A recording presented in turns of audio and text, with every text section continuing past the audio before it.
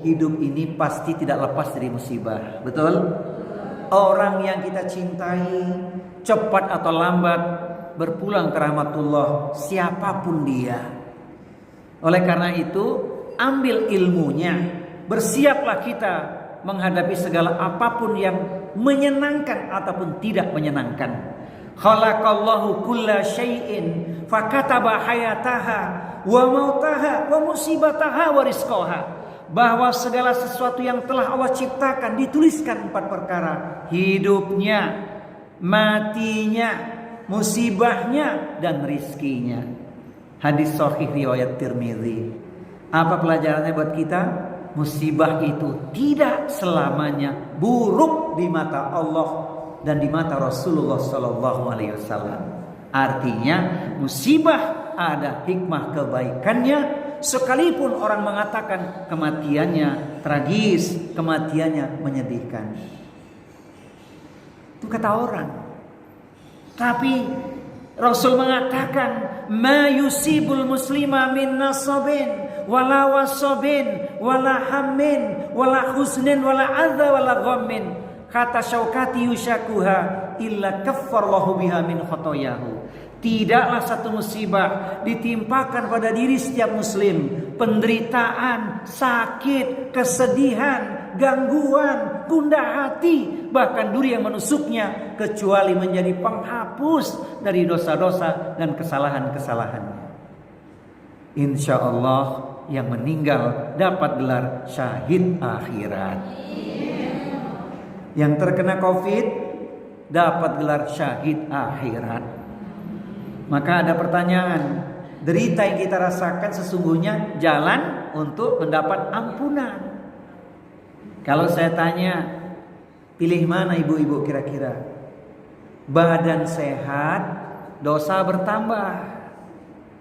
Badan sakit, dosa diampuni. Pilih mana? Saya ulangi. Pilih mana? Badan sakit, dosa diampuni. Badan sehat, dosa bertambah. Pilih mana?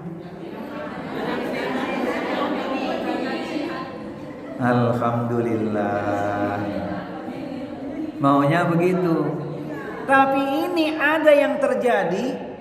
Badan sehat, memang dosanya diampuni, tapi sudah badan sakit, dosanya bertambah. Kenapa demikian? Ketika dia menderita sakit, dia tidak beribadah kepada Allah. Ada enggak? Sudah sakit kok malah enggak ibadah, tidak bersabar, bahkan mengambil jalan pintas. Apa jalan pintas?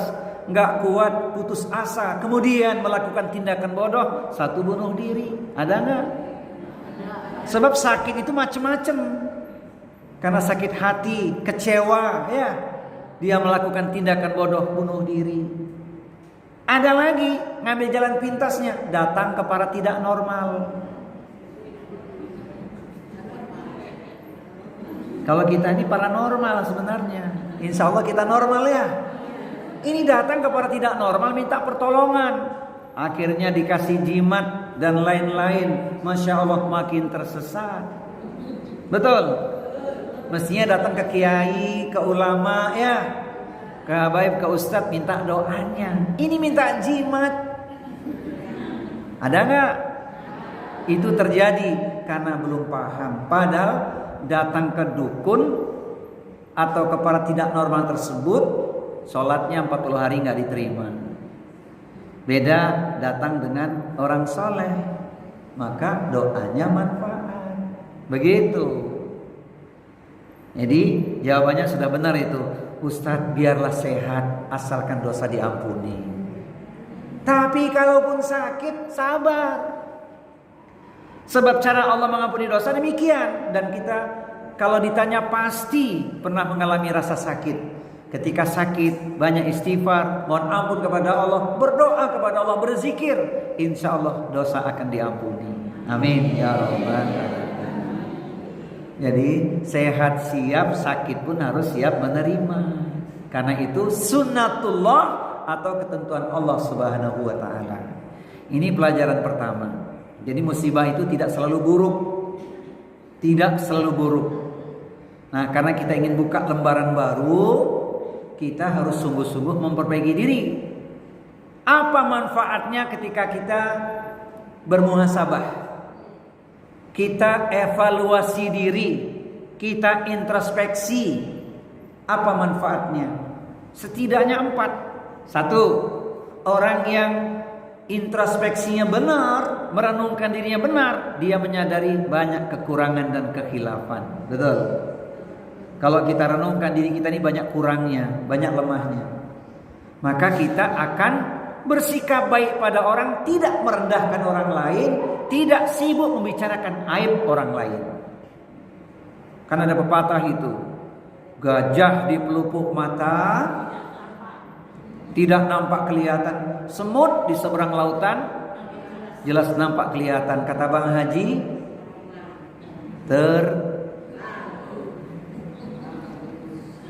mudah-mudahan setelah kita introspeksi, iya ya, aku ini banyak kurangnya. Kenapa kita tidak memperbaiki diri saja?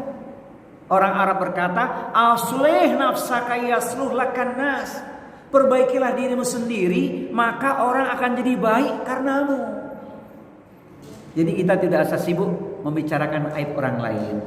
Kalau kita ingin menegurnya, pakai bahasa yang baik, pakai bahasa yang santun, ya, tidak menjatuhkan orang di hadapan orang lain. Yang pertama, muhasabah, jadi sadar kita banyak kelemahan, banyak kekurangan. Sehingga kita akan cerdas. Siapa orang yang cerdas itu? Nabi mengatakan al-kayyisu mandana nafsa wa amila lima ba'dal maut. Orang yang cerdas, orang yang pandai, orang yang pintar adalah orang yang sibuk memperbaiki diri, mampu menahan hawa nafsunya, kemudian dia bersungguh-sungguh beramal sebagai persiapan menuju hari kematiannya. Itu orang yang cerdas tuh. Sebaliknya orang yang lemah, orang yang bodoh, orang yang rapuh, wal ajizu manitaba'a hawahu wa tamanna 'ala Allah. Orang yang lemah, orang yang rapuh, orang yang bodoh adalah orang yang memperturutkan hawa nafsunya, kemudian berangan-angan kepada Allah bahwa Allah akan mengampuni dosa dan kesalahan-kesalahannya. Sibuknya cuma dengan angan-angan, dia perturutkan hawa nafsunya.